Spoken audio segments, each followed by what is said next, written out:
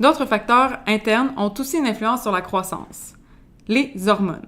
Les phytohormones sont des composés organiques synthétisés qui régularisent les processus physiologiques. Plusieurs groupes existent, mais les auxines sont celles qui sont responsables de l'élongation et de la division cellulaire. Les auxines, découvertes par Darwin, sont aussi très importantes pour l'anatomie et la structure du bois. Darwin a observé que l'inclinaison d'une tige et des racines sont contrôlées par l'apex, une inclinaison due à la lumière. Ce phénomène est le phototropisme. Si l'apex est coupé ou couvert, il n'y a pas d'inclinaison.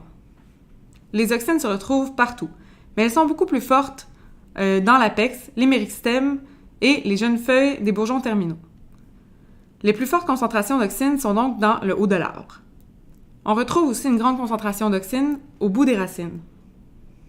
En plus du phototropisme, les auxines régulent plusieurs processus dont la dominance apicale, la production de péricarpe des fruits, l'abscission des feuilles à l'automne, la production racinaire, la formation de cales pour cicatriser les blessures, l'élongation cellulaire et le géotropisme.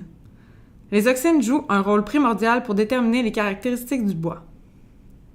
Pour expliquer ce qu'est le géotropisme, c'est le mécanisme par lequel la croissance d'une plante est affectée par la force de gravité. Une plante mise à l'horizontale poussera éventuellement vers le haut et les racines vers le bas. Pour ce faire, la croissance doit être plus rapide sur la face inférieure que sur la face supérieure. Grâce à la gravité, la concentration d'auxines est plus grande sur la face inférieure, ce qui stimule l'activité cambiale.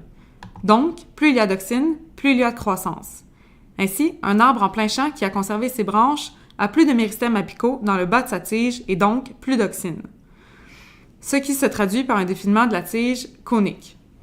Un arbre qui a subi un élagage a beaucoup moins d'auxines dans le bas de la tige et ainsi le défilement est plus cylindrique.